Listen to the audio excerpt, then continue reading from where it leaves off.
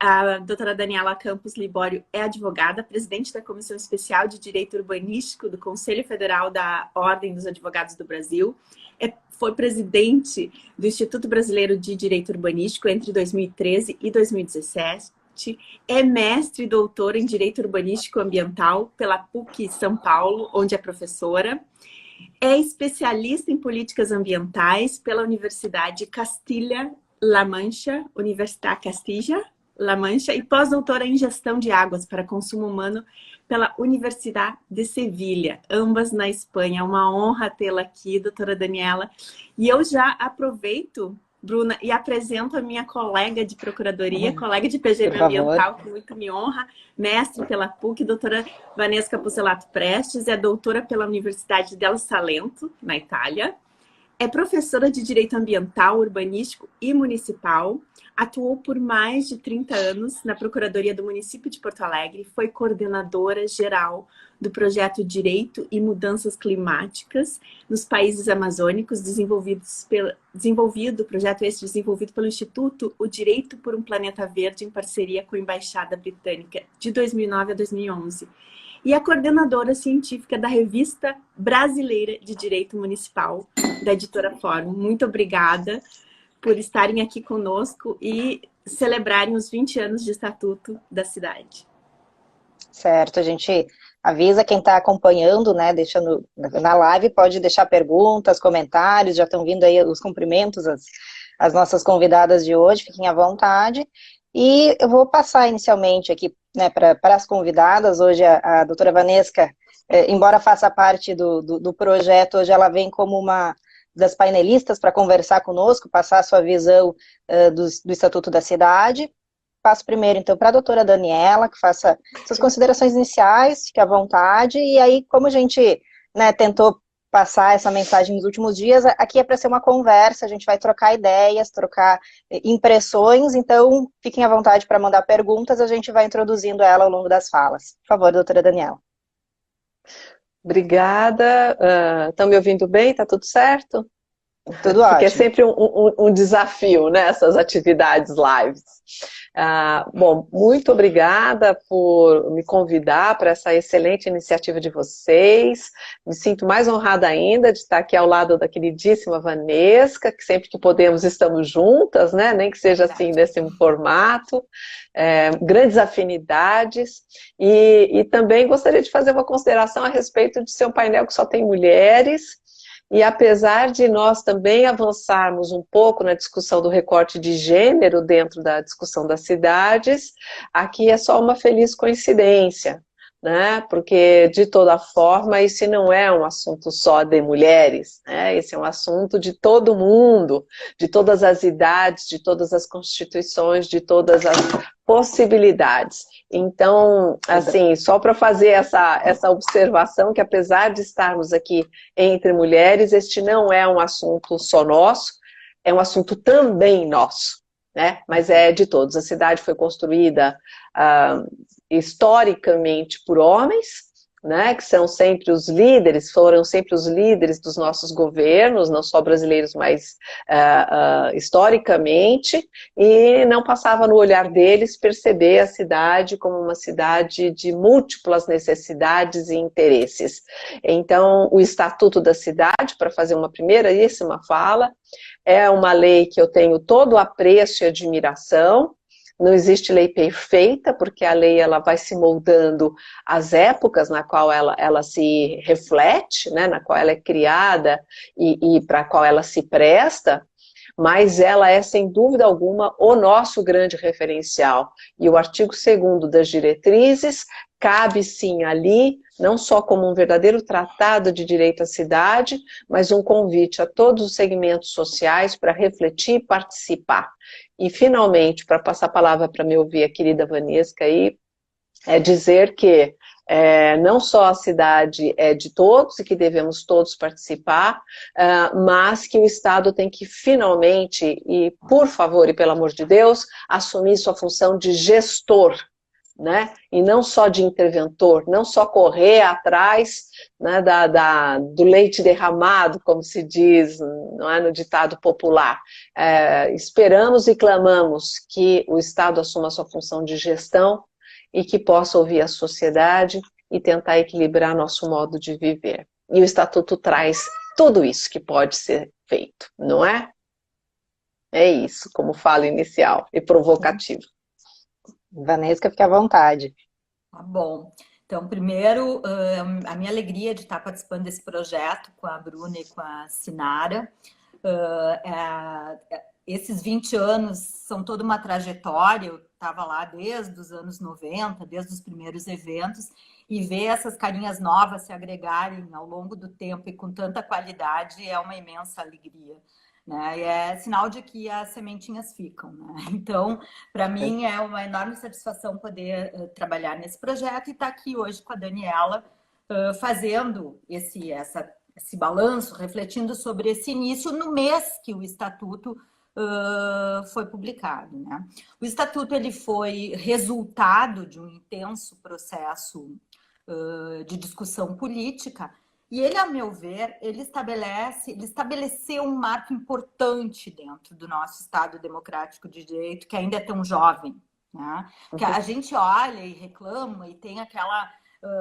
e se lamenta de muitas situações, mas a gente precisa se dar conta que, na perspectiva histórica, 20 anos é pouco para olhar, e inclusive para fazer a avaliação das questões mais a longo prazo, né? Sobretudo numa democracia jovem como a nossa. Eu vejo assim o Estatuto e já gosto muito dessas provocações, como disse a Daniela, a gente tem enormes afinidades, né? Mas ela sempre traz provocações super contemporâneas à frente do tempo em muitos aspectos. Essa questão da pauta da cidade para as mulheres não era uma pauta lá atrás, nos anos 90. Né? Não era... E eu acho que essa pauta da cidade para as mulheres, das cidades inclusivas, da diversidade, ela veio se construindo a partir daquela perspectiva que o Bobbio nos traz. Quanto mais direitos se afirmam, mais direitos surgem. E isso só é possível porque esses direitos existem.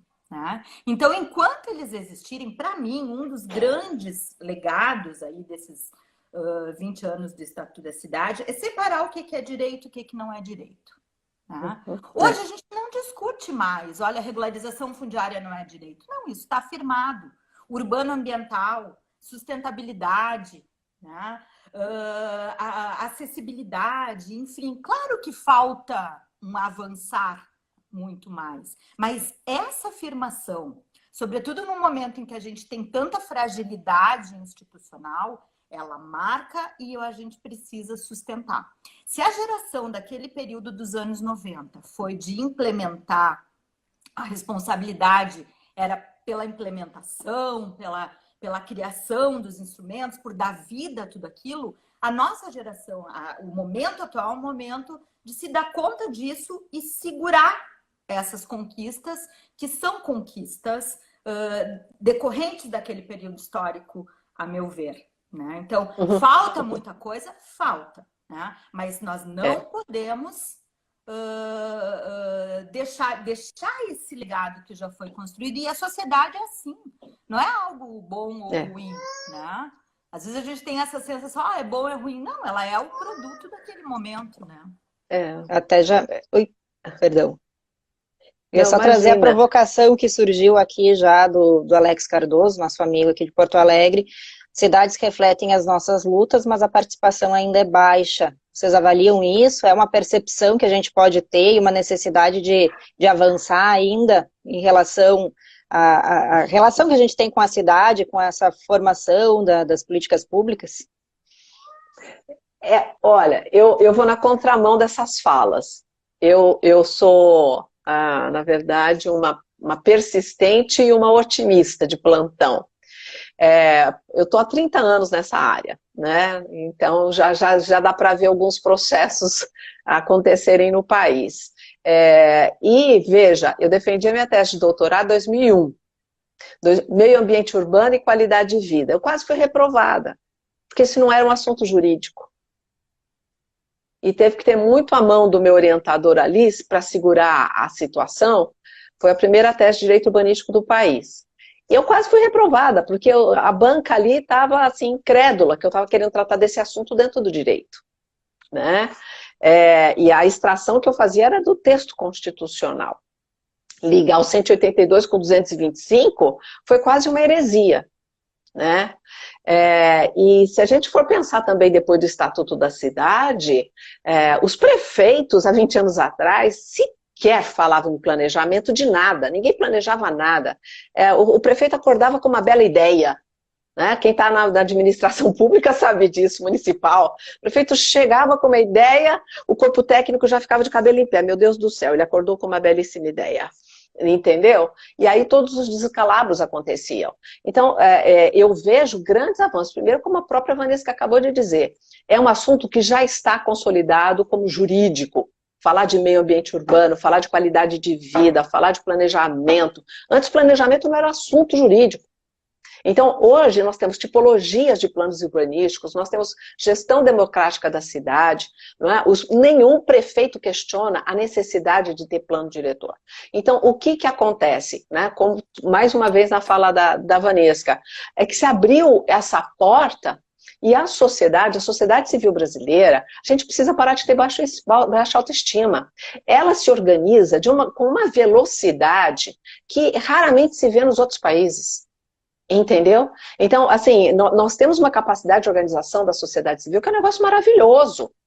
Então, hoje se clama, se peita e se coloca na mesa, não é, os diversos segmentos sociais e a gestão democrática da cidade, por exemplo, com audiências, consultas, etc., e queremos qualidade na prestação de serviço. Quem está fazendo ouvidos mouros é o poder público e aqueles que sempre ganharam, né? Porque a cidade ela é palco de que situação? Um ganha e todos perdem. Essa dinâmica de um ganhou e todos perderam, né? Que é um pouco a questão da dinâmica da construção das nossas cidades, ela não cabe mais. Só que quem sempre ganhou não está se conformando e estão apelando. Então, claro, a sociedade está muito incomodada, porque entendeu e percebeu e se organiza e reclama com todo o direito e pauta, incomoda, e chatos são aqueles que ainda persistem no modelo anterior, que já não deveria ter existido, né? Então eu sou uma otimista, eu vejo que assim, nós demos saltos incríveis nesses 20 anos, né, porque isso foi colocado no colo da gestão pública, dos técnicos, não é, dos tribunais, dos cursos, não é? E é claro que nós temos, como a Vanessa falou, muito para avançar. Nós já demos grandes saltos. É a minha visão nesse sentido, né? Eu vou na contramão da história. A Vanessa tem essa mesma percepção e aviso quem está entrando agora que pode mandar perguntas aqui pelo chat, pelo comentário que a gente vai introduzindo aí ao longo das falas. É um gato miando aqui. Eu também acho que a gente avançou muito nesses anos, mas a gente está no Brasil num particular momento de desânimo. E isso é evidente, por isso que eu entendo muito a fala do Alex, né? Claro. A gente veio num processo muito crescente, com a estruturação das políticas públicas, com o Ministério das Cidades, no âmbito dos municípios, e houve um rompimento disso tudo, né, com a desconstituição de uma série de coisas. Então, essa fala do Alex, ela traduz isso, uma espécie de desânimo frente à situação que a gente vive atualmente, que é catastrófica. Né, com o período de pandemia, com as cidades, com todos esses reflexos que a gente tem.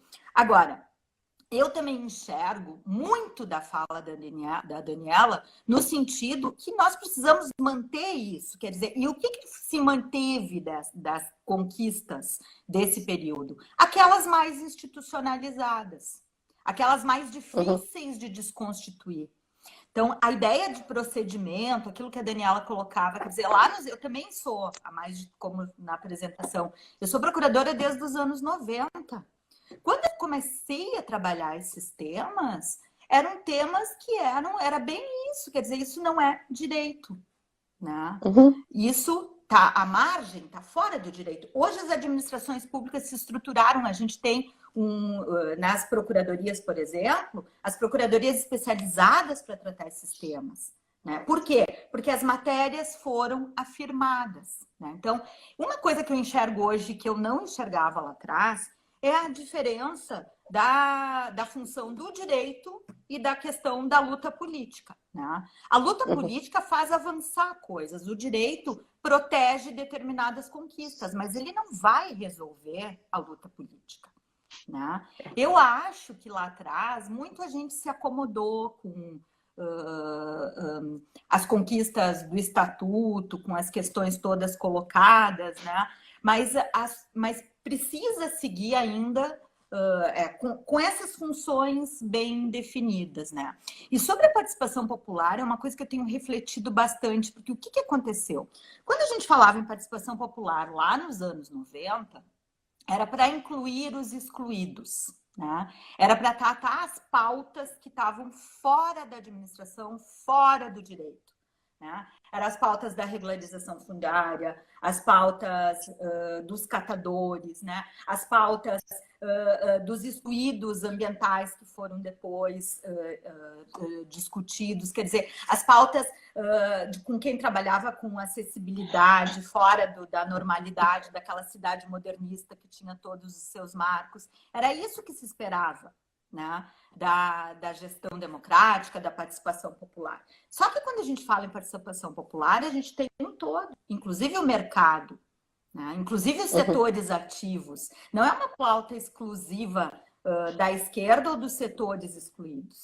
Né? Então, isso é uma coisa que a gente tem que se dar conta, que isso não é bom, não é ruim. É uma possibilidade de participação na administração pública que abre os seus espaços e cada vez mais, né? Então, eu quero até pegar um gancho nisso depois, de não ser uma pauta, né? Desculpa te interromper, Vanessa, mas acho que isso é importante a gente pontuar, porque não ser uma pauta exclusiva da esquerda é importante, porque muitas vezes é apontada por governos mais à direita como algo que não é necessário porque não é do seu campo político. A gente não vê isso em outros países, pelo menos os países que eu acompanho na Europa, alguma coisa nos Estados Unidos, né, dependendo da região também, tem isso como uma marca de transparência. Da abertura, né, da gestão, da consolidação dessas políticas, porque a gente sabe que quanto mais participativa e aceita, incorporado pela população, mais fácil de que aquilo seja, de fato, implementado, sustentado a longo prazo, né? É uma percepção que aqui parece que não se tem. Eu gostaria de ouvir de você se essa percepção é real, se a gente tem como dialogar com esse espectro político à direita e não à esquerda, de manutenção da participação, né, na gestão pública e especialmente na gestão da cidade. Na minha experiência profissional, eu já atuei e atuo com inúmeros segmentos, né, também, desde o mercado, poder público, estadual, municipal, associação de bairros, movimentos populares, eu tenho uma gama aí de situações. O que eu percebi com relação à questão da gestão democrática, né, pegando toda essa fala importantíssima da Vanessa, de dizer, olha, isso não é pauta de um lado, né, primeiro que isso está constituído no padrão do Estado democrático brasileiro. O padrão democrático estruturado pela Constituição é um modelo ampliativo, ou seja, as formas democráticas não são só aquelas que estão descritas na Constituição Federal. Não é um modelo taxativo, né? Ele é um modelo exemplificativo, é dali para mais, né? E o que acontece com o Estatuto da Cidade? O Estatuto da Cidade, eu costumo dizer isso, e estou aberta a vocês me atualizarem se eu estiver errada, eu acho que é a lei mais democrática que existe no país, porque ela traz a democracia direta, que na Constituição está só para o Poder Legislativo, iniciativa de projeto de lei, referendo, plebiscito, ela traz a democracia direta para dentro do Executivo, com iniciativa de projeto e plano. né, com iniciativa de poder deflagrar o processo de política urbana.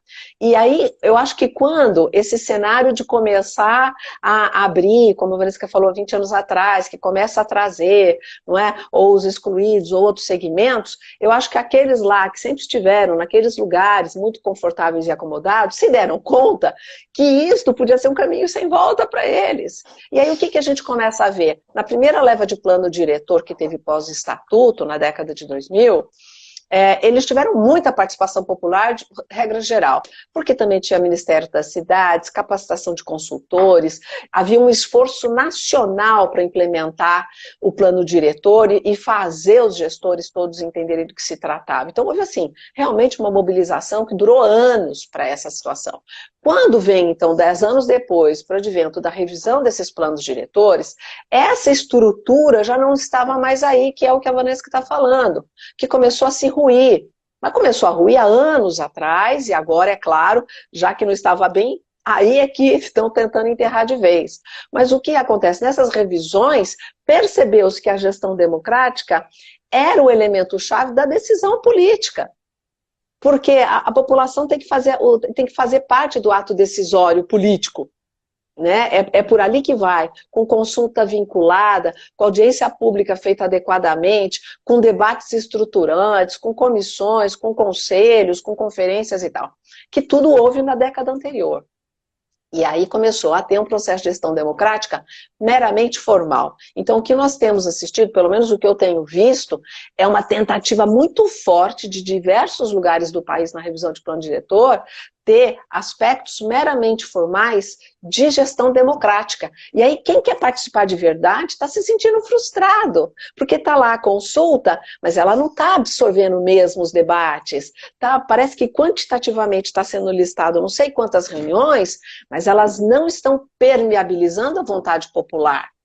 Então, nós estamos num momento realmente de tensão e de estresse, em que a gestão democrática, que é um elemento muito estratégico, né, de todo esse processo, desde o texto constitucional, o Estatuto da Cidade, vai chegar em todos os momentos, ele está sendo, né, na verdade, ele está dissonante com aquilo que o fundamenta verdadeiramente. Então, está com revestimentos outros. É a percepção que eu tenho tido desse momento. Eu gostaria muito de ouvir. Eu gostaria muito de ouvir a opinião de quem acompanhou a implementação do Estatuto há 20 anos, da dificuldade, e daí eu falo Daniela e Vanessa, né? Embora as duas sejam doutoras, né? Eu tiro o doutor para me aproximar e perguntar qual a observação de vocês nessa necessidade da legislação, ela está em constante implementação. Mesmo porque, assim, a vida, ela muda, né? As organizações mudam. Atualmente, eu não consigo imaginar um plano diretor sendo feito sem dados. E hoje se sabe que o levantamento de dados é muito importante para a construção do plano diretor. E eu fico com dificuldade de entender como se fazia antes, sem um georreferenciamento, sem o levantamento de dados profundos, sem uma carga de conteúdo, de dados. O planejamento era feito como sem dados, né? Então, hoje que nós temos a informática, que nós temos a tecnologia a favor do conhecimento da cidade através de georreferenciamento, de outras tecnologias que nos fazem ter mais conhecimento sobre a cidade. Como vocês enxergam essa alteração, assim? A implementação há 20 anos do Estatuto foi uma coisa, mas agora ele precisa continuar, né? Eu queria saber a opinião de vocês, como olhar o Estatuto nos olhos de hoje. Eu queria, só antes de entrar nesse tema, eu só queria resgatar um pouquinho a conversa anterior, e esse tema é exatamente um gancho para a gente perceber algumas coisas, né? Primeiro, para mim, assim, ó, a questão da participação, a pergunta da Bruna, ela está diretamente relacionada com a questão da democracia. Né? A questão, tu pode ser uma pessoa, tu pode ter ideias de direita, conservadoras, mas ser democrático. né? Ter a essência. Então, ou tu tem, no período autoritário, o processo de planejamento não fazia esse tipo de debate, não tinha obrigações com publicidade, não tinha obrigações com a moralidade administrativa. Então, eu acho que a gente precisa separar os conceitos, né? A mesma coisa ocorre com a questão da função social da propriedade. No Brasil, parece que a função social da propriedade é uma coisa socialista, quando, na verdade, ela é um realinhamento das forças liberais. O que é a funcionalização? É atribuir função, é uma qualificação da propriedade. Ponto.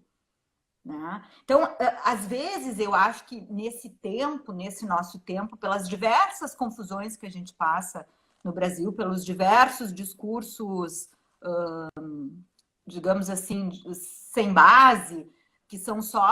A gente vive um momento muito assim da tentativa do discurso distorcer fatos, né? Esconder. Tu cria realidades, né? É o que a gente lia, né? no Wars, né? Porque tu traduz realidades, tu transforma realidades a partir da tua percepção. Mas, na verdade, isso tudo tem um sistema, tem uma base, né? Quer dizer, quando tu está trabalhando a funcionalização, a qualificação daquela propriedade, tu está trabalhando a propriedade liberal dentro de um Estado liberal, dentro de um Estado socialista. Então, a gente veio em vários momentos com discursos que reforçavam determinadas coisas e com expectativas também, né? Com expectativas que a lei, daquela forma, pudesse transformar a realidade. Quando, na verdade, a transformação da realidade ela é uma parte que se dá em meio ao processo, né? Então, isso é uma outra coisa que hoje também eu percebo, eu não percebia lá atrás. O que aconteceu conosco? Para determinadas pautas serem introduzidas, se abriam mão de outras, né? Porque a gente ia, né, naquela pauta, temos que introduzir a regularização fundiária nos planos diretores. Daí a gente não discutia plano regulador, né? Ou a gente não atribuía regime urbanístico nas áreas de zonas especiais de interesse social.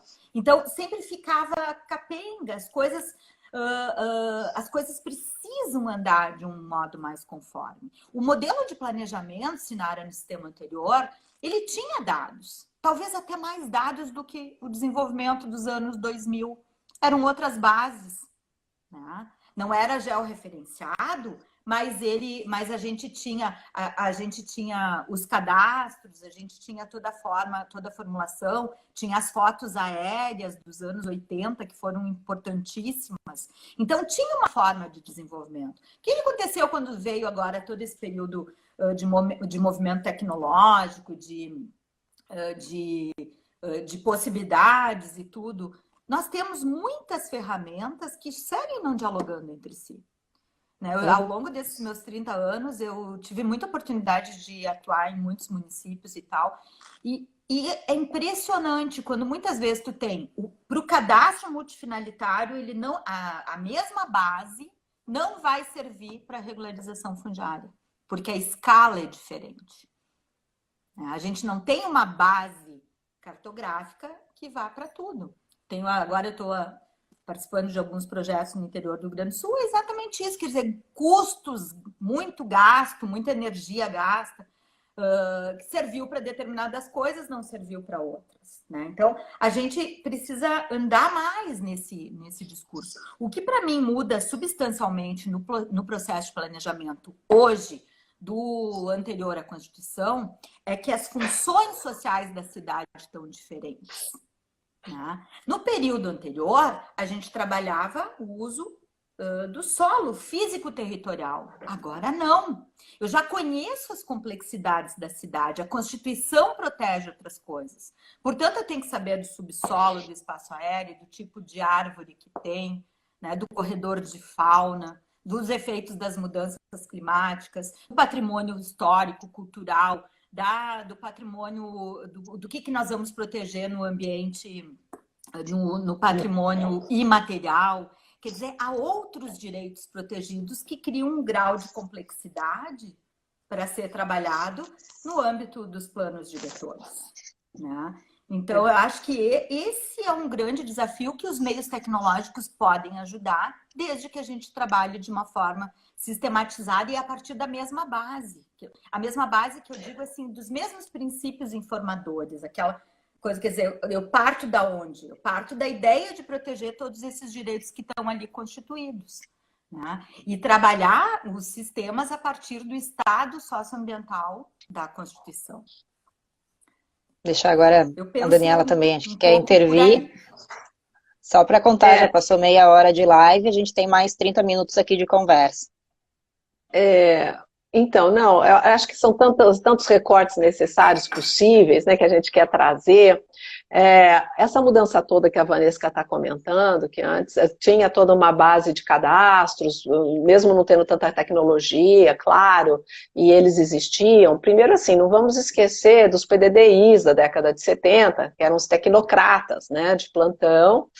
Por que tecnocratas? Porque nós estávamos numa época da ditadura, né, e eram feitos planos com responsabilidade do governo do Estado, e eles eram colocados na gaveta. Então, eles poderiam até ser impecáveis tecnicamente para aquela época, mas eles absolutamente não eram implementados, não tinha essa, como eu falo, essa permeabilidade política, institucional, à vontade, etc. Não havia ligação, por exemplo, com a parte orçamentária, então estava previsto fazer avenidas, construir, fazer acontecer, e não tinha dinheiro para aquilo, né? Então era uma falácia essas questões. Então, quando vem realmente a Constituição de 88, ela traz dessa função, como a Vanessa falou, ordenadora, e traz a questão da gestão do território urbano, naquilo que o município achar que é urbano, porque a gente não pode deixar de ressaltar que é o município que diz o que é urbano, e o resto é da União. A gente tem essa coisa de fazer esse totem, né, esse prédio duro, que a União está lá em cima, o Estado está no meio, e o município. Opa, não é isso, né? O município com suas bases, com seu mérito, com todos os critérios, mas é o município que vai saber da sua realidade local. E aí traz as funções sociais da cidade, lá no 182 e tal, e mil coisas que vão acontecendo, e tratados que o Brasil vai assinando, e avanço. Muito bem, dito isto, no plano teórico, jurídico, há um fenômeno que vai acontecer no mundial, e este fenômeno, todo o Estado brasileiro nunca olhou para isto, que é o processo de urbanização acentuado que o mundo vai passando. Então o Brasil ele é urbano desde a década de 60 e o mundo foi se tornar urbano na década passada. O Brasil se tornou urbano 50 anos antes do restante do mundo, no sentido numérico. Então nós temos uma tendência no Brasil em viver em cidades cada vez maiores. E isso traz altas complexidades que o Estado brasileiro nunca enfrentou. Então, por que hoje também é muito diferente? Por que hoje nós temos também tantas complexidades? Porque o Brasil nunca fez a lição de casa também. Então, nossas cidades são horríveis de viver. Nós temos que falar isso. Né? Nós podemos ter um bairro bonitinho. Esse bairro, esse cantinho, nossa, que fofo. Mas a verdade é que nossas cidades são violentas, desestruturadas, onerosas, judiam das pessoas. Né? As pessoas entram nas suas casas, põem uma cortina, um blackout, uma janela anti-ruído, porque querem negar a cidade. Ninguém chega em casa e abre a porta e a janela, e vamos lá. Ninguém, assim, grosso modo dizendo. E aí nós estamos ainda com essa tendência de ir para as capitais, então nós estamos com metrópoles, nós estamos com macrometrópoles. Isso são desafios que nós estamos, na verdade, só colhendo o sintoma. Né? Toda hora nós estamos ali correndo atrás de uma roda que já está na ladeira há muito tempo e a gente está lá, né? Tem uma expressão que fala, né? A sociedade, né? Ou os fatos vão de elevador e o direito vai de escadas, né? Então fica sempre esse descompasso das coisas. Então é isso que está sendo trazido aí por vocês, pela Vanessa. Olha, vamos olhar de frente. Vamos ver o que é. O Estatuto traz essas possibilidades. Hoje nós temos, como você falou, Sinara, temos as ferramentas tecnológicas, né? Tem mais um cadastro imobiliário que está surgindo aí no país. É só mais um, porque não se unifica realmente. Né? Porque falar de cartório nesse país ainda é um dogma, é uma coisa obscura, que já deveria ter sido superada há 30 anos atrás. Né? Então, assim, nós grilamos terras ainda hoje, né? Nós temos loteamentos. Como assim um loteamento é clandestino? Não existe. Clandestino é aquilo que o poder público não sabe. O poder público não sabe que está surgindo loteamento? Ele é conivente, ele é omisso, né? Então, assim, nós temos que colocar um pouco as cartas na mesa e estabelecer alguns pilares estratégicos para isso. Então, assim, fazendo um resumão das coisas, nós temos como fenômeno social, antropológico, nem sei direito qual das expressões, se é sociológico, se é antropológico, mas é um fenômeno. A questão da aglutinação urbana, ela é irreversível e ela traz desafios muito próprios. A gestão, por exemplo, de águas, ambiental, alteração de microclima, né? São coisas gravíssimas que tem que se pensar. O custo disso, quanto maior uma cidade, maior é o custo do ser urbano. Então, esse ser urbano que está lá, se ele está num ambiente econômico de vulnerabilidade, ele vai ser, assim, massacrado por aquela cidade, porque tudo é artificial lá.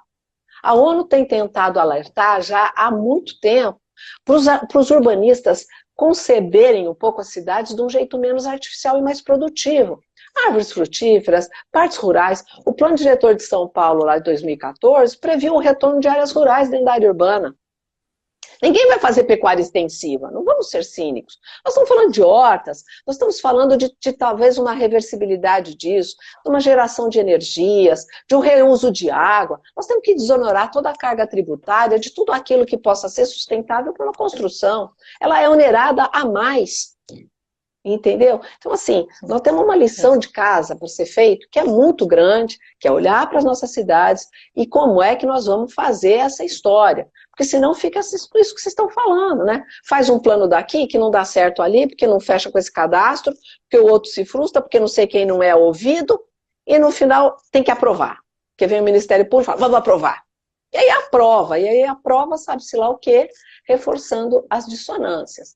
Então, nós precisamos, como país, olhar para as nossas cidades. Nós já temos o ferramental, tecnológico e jurídico. Nós já temos pessoas capacitadas. E precisamos sentar e fazer um grande pacto, que é o que estava acontecendo na década de 2000, como a Vanessa falou, e que foi tragicamente interrompido, e que está sendo aí morto a marretadas. E nós temos que resistir com isso e voltar a trazer essa conversa. Para mim, a pandemia, com todas as coisas horrorosas que estão acontecendo na pandemia, mas colocou de volta a temática urbana na mesa. Porque a pandemia é um fato urbano. Vou responder, Surdioli. Desculpa, achei que tinha... Perguntaram se a live vai ficar salva, a Sinara até já respondeu. Sim, fica gravada aqui nos perfis, Pensar a Cidade, depois o PGM Ambiental também. E essa sua reflexão toda necessária, né, e um pouco de perspectiva, mas também uma análise dos fatos. O Brasil se tornou urbano muito rápido, antes de outros países, num salto. Quando vimos, era um país urbano. Né? E essa rápida urbanização, que a gente, né, acompanha de muitos estudos, mas não precisa, basta sair à rua e a percepção nos diz isso, nos divide entre uma cidade que foi a cidade planejada ao longo desse período, restrita talvez aos centros urbanos das grandes cidades, e a cidade que foi surgindo, que o Alex até comentou aqui antes, aquela cidade real. A gente vive no dia a dia essa cidade que foi se formando conforme foi necessário. Com esse... Né, com a chegada de pessoas de cidades menores para os grandes centros, as periferias, as áreas consideradas irregulares e aquelas casas autoconstruídas, né, tem alguns termos para isso, não vou saber dizer o melhor agora, né. Então a gente está tratando disso, de um Estatuto da Cidade que, claro, ele traz olhares para várias possibilidades dentro dos centros urbanos, inclusive da regularização dessas áreas que já estavam formadas, mas também ele, me parece, aí eu quero ouvir de vocês, né, ele traz muito uma orientação de como agir no planejamento urbano, essa rigidez do planejamento urbano, esquecendo uma cidade que já existe. E essa cidade que já existe, muitas vezes, não dialoga com aquilo que está se pretendendo para ela, seja pretendendo daqui para frente, ou mesmo esses arranjos de momento, né? A gente pode apontar isso como algo que o Estatuto ainda precisa entender, incorporar melhor, saber como dialogar com essa cidade que já está aí? Eu acho que, assim, o Estatuto é uma lei, né? Às vezes a gente espera do Estatuto algo mais do que de uma lei, né? Então, e foi uma lei importantíssima para o seu período. Depois de muita discussão, ela trouxe instrumentos. Todos os instrumentos de intervenção urbanística são realmente inovadores no direito brasileiro, a transferência de direito de construir, a outorga onerosa, o próprio direito de superfície, as operações urbanas, quer dizer, trouxe um arcabouço para o trabalho, mas ele não é a finalidade daquilo ali. Falta coisa, sim, assim como na regularização fundiária. Qual foi a diferença? Na regularização fundiária, nós tivemos leis posteriores, né, que seguiram no debate. Nas demais áreas, eu acho que nós ainda precisamos um marco, uma discussão maior do direito urbanístico em matéria de procedimentos. Não sei se tu concorda comigo nisso, Daniel. Mas eu sinto falta de disposições com relação às normas gerais de planos diretores, eu sinto falta de disposições com relação às normas de transição, com as normas de transição para a entrada em vigor da lei nova. Eu sinto falta daquele sistema legislativo para a implantação das leis. Porque o que a gente vê? Nessa hermenêutica, nesse jogo todo de interpretações, vai aqui, vai lá, para mim, falta uma lei de procedimentos para aplicação desses instrumentos, né? E eu volto a dizer, isso não é bom, não é ruim, não, isso é fruto de um momento. O nosso direito urbanístico, até então, ele era vinculado ao direito administrativo. Nós não tínhamos sequer no direito administrativo lei de procedimentos que agora temos. Então, para mim, é um casamento dessas questões, sobretudo no âmbito dos planos diretores e dos instrumentos de intervenção urbanística, isso me parece que faz muita falta, né? Porque, para quem trabalha nas administrações públicas, a gente está aqui nos anos 2020, discutindo se vai dar validade para projetos lá dos anos 90. Né? Não é possível, tem matérias assim que a gente precisaria trabalhar esse conteúdo e como norma geral no Brasil. Né? Mas são aspectos procedimentais, porque a essência, aquilo que eu digo antes, talvez nos falte também, hoje eu tenho estado muito próximo a Portugal, enfim, falte o plano de pormenor aqui de Portugal, que discute mais objetivamente as áreas construídas, né? O que se vai fazer nos processos de revitalização. Agora, a base está colocada a partir do Estatuto da Cidade e da Constituição. Quer dizer, os princípios, as questões todas. O Estatuto, ele representou, no artigo 2º ali, o artigo 2º que dá as diretrizes gerais, depois o próprio artigo 40 e seguintes das disposições dos planos diretores, ele representou uma profunda mutação para os municípios. Legislar para toda a cidade, trabalhar instrumentos, inclusive para a área rural, trabalhar a possibilidade de interação.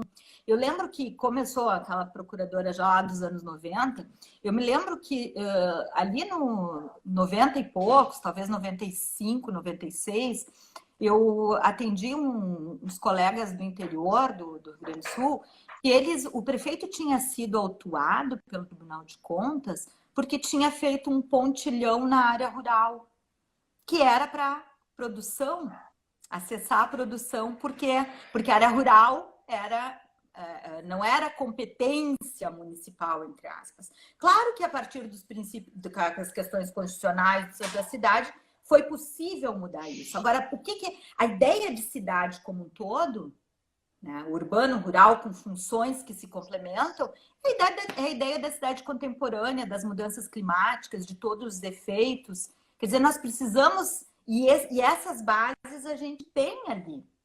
Elas estão ali colocadas, e de um modo importantíssimo, as bases dos ODS nós temos ali colocado.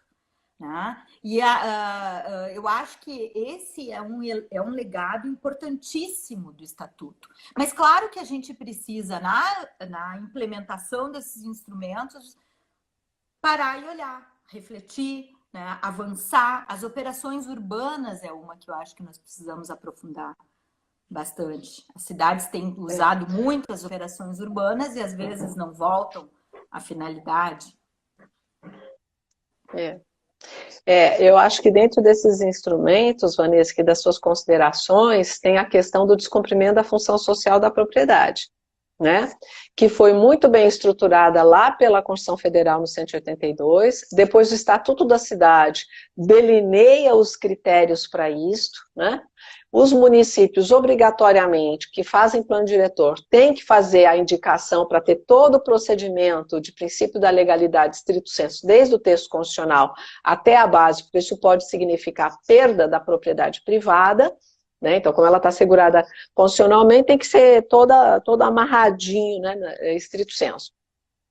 Então, os municípios até chegam no plano diretor e dizem a área que atingirá o descumprimento da função é a área toda urbana, é o bairro A, é o bairro B, blá, blá, blá, e colocam ali. E não sai do papel.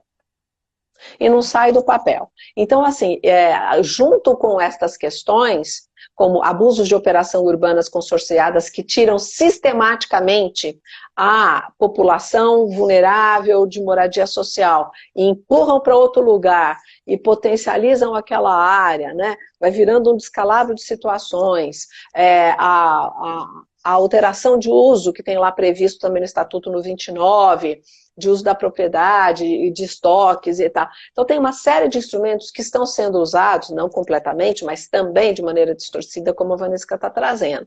E o descumprimento da função da propriedade, eu acho que é o exemplo muito visível de demonstrar que assim, o pacto urbano ainda falta muito para acontecer e se entender pelo gestor e pelo mercado, então vamos falar daqui de quem, né?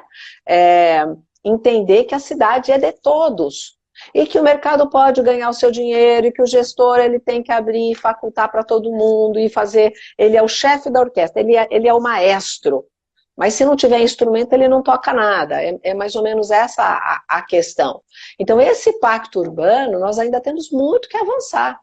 Então, insistir, é isso que eu acho que é muito complexo, insistir em não aplicar o descumprimento da função social da propriedade é incrível. Como a gente não tem direito urbanístico nas faculdades, muito menos aí em pós-graduação, nos concursos públicos, na OAB e tal, então chegam aí profissionais de todas as áreas. Quando você fala de descumprimento da função social da propriedade, o cara quer te dar um tiro na cabeça. Fala, isso daí é o quê? Né? Isso é inconstitucional. Não, não é, meu querido, não é inconstitucional. Eu já tive embates com tributaristas e coisa e tal, a dizer que isso não é inconstitucional, né? Então, assim, eu acho que o descumprimento da função social é um símbolo máximo, né, de que tem um pacto urbano que está acontecendo desde a Constituição de 88, que já sofreu mais altos e estamos em fase de reveses, né, mas ele está todo pleno aí para ser trabalhado, para ser discutido, para ser aperfeiçoado, né?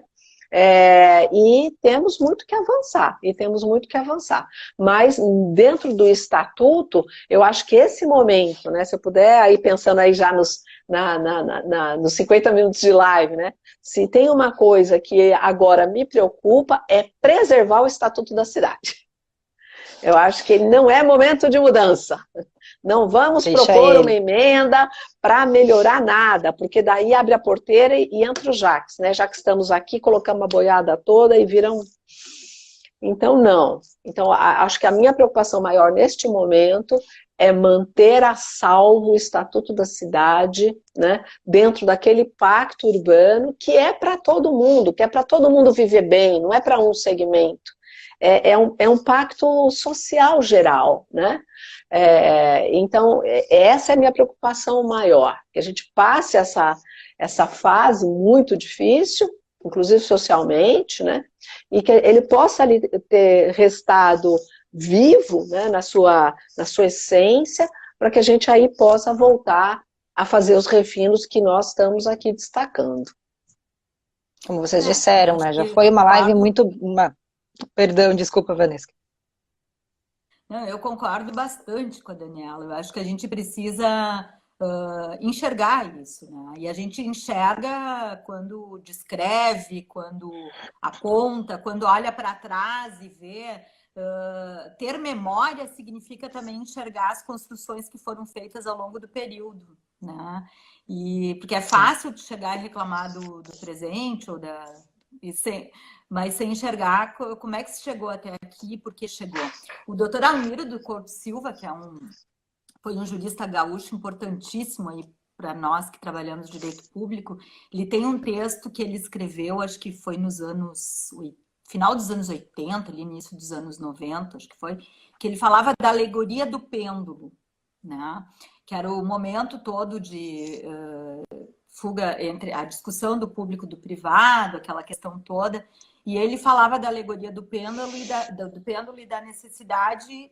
Olha, ele vai e volta e tem períodos que ele passa pelo meio. Eu procuro, para inclusive acalmar a alma nesses períodos difíceis, eu procuro sempre me lembrar dessa alegoria do pêndulo, mas lembrando também que para ter o pêndulo a gente tem que ter estrutura, né? E a estrutura é a Constituição, e isso que saiu da Constituição a partir daqueles pressupostos colocados. Então, por isso que eu também sempre tenho um diálogo bem no sentido positivo. Eu vejo que a gente evoluiu bastante também na jurisprudência, Daniela. São temas que hoje estão pautados, não é como se gostaria, pode não ser, mas a gente vê o judiciário hoje tratar, vê repercussão geral, vê matéria, vê a discussão dos planos diretores, os vícios formais, os vícios materiais, quer dizer, a gente avançou, precisa fazer essa avaliação. Há o que se avançar mais? Claro que sim, até porque a sociedade não para, e porque o direito separa da política, mas há muitas conquistas que precisam ser mantidas, concordo em gênero e número e grau, tanto no Estado da Cidade quanto na Constituição. Meninas, gurias, a gente está chegando no finalmente aqui da live, né, mais 5 minutinhos, só vou fazer a minha fala aqui, logo passo para a Sinara, Daniela e Vanessa também, se quiserem algumas considerações finais.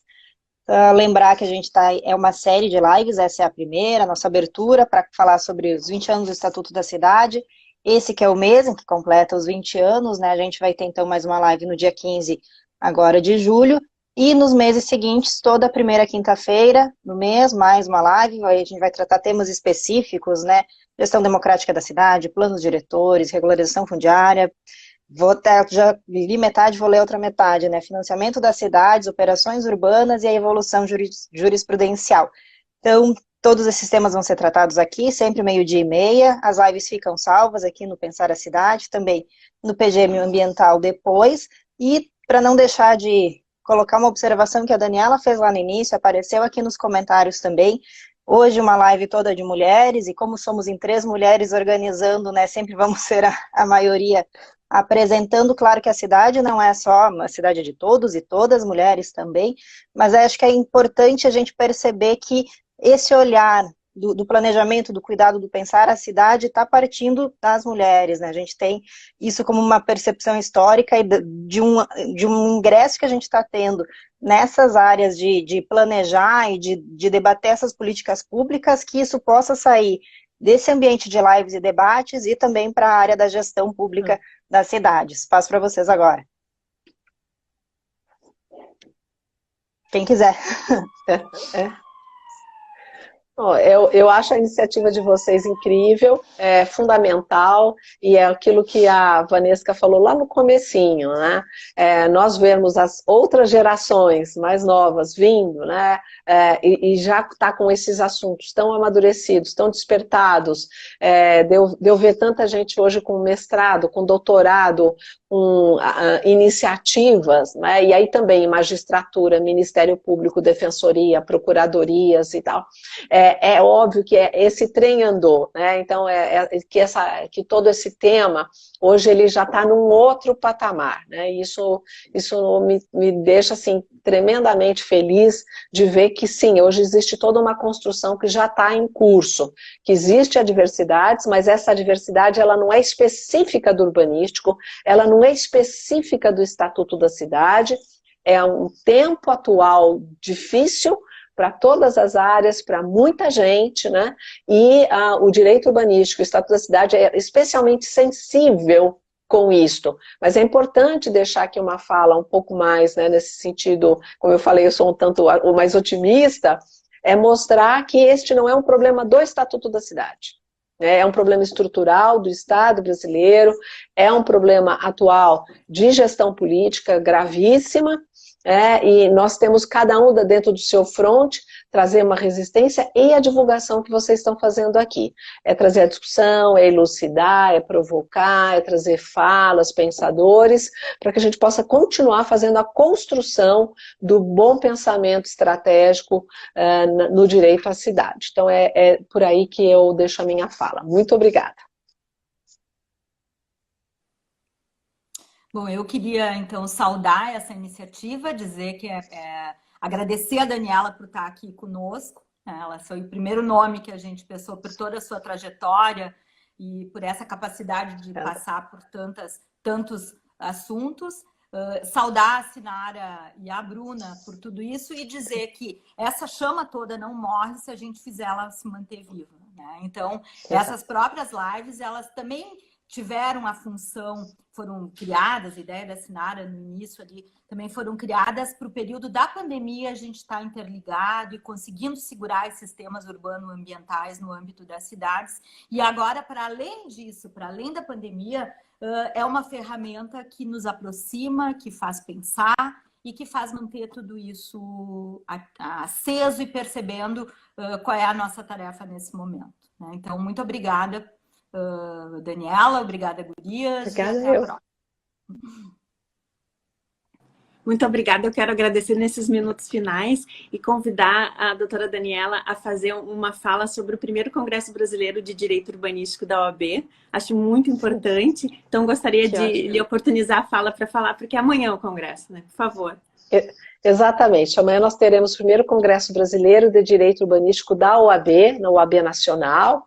É um evento histórico, porque efetivamente a gente conseguiu levar para o Conselho Federal da OAB a temática urbanística, a discussão das cidades, a equipe envolvida, que é essa comissão que está ali junto na Comissão Especial de Direito Urbanístico, ela representa boa parte dos estados do Brasil, tem profissionais do Brasil inteiro, e o Congresso amanhã já conta com 6 mil inscritos, será das 9 da manhã às 19 horas, está lá no site de eventos da OAB Nacional, convido a todos e todas vocês para estar conosco, inclusive estarei também lá com a Vanesca, com temas que vão justamente perpassar da pandemia, do Estatuto da Cidade, improbidade, licenciamento, teremos proposições, homenageados e a conferência final do professor Juarez Freitas. Então, espero todos vocês lá. Muito obrigada. Ótimo, acho que é isso então. Agradecer a todo mundo que nos acompanhou. A live fica salva e até a próxima. Muito, muito obrigada, Daniela, Vanesca, Sinara. Muito Bruna, obrigada. Sinara, Vanesca, Adorei. Obrigada pelo convite. Viu? Até uma próxima. Tchau, tchau. Sucesso. Obrigada. Sinara, eu preciso de uma ajuda tua, né, que a gente não combinou antes, para encerrar aqui. Eu não tenho toda a tua experiência de lives, é só apertar aqui no X, isso? Só encerrar e salvar no IGTV. Encerrar ali no X que tem aqui no cantinho, né? Normal. Isso, Tá bem. isso. A Sinara é a nossa é a nossa expert. Tá bem, obrigada. Um beijo. Salvo sim. Beijo, tchau. Tchau.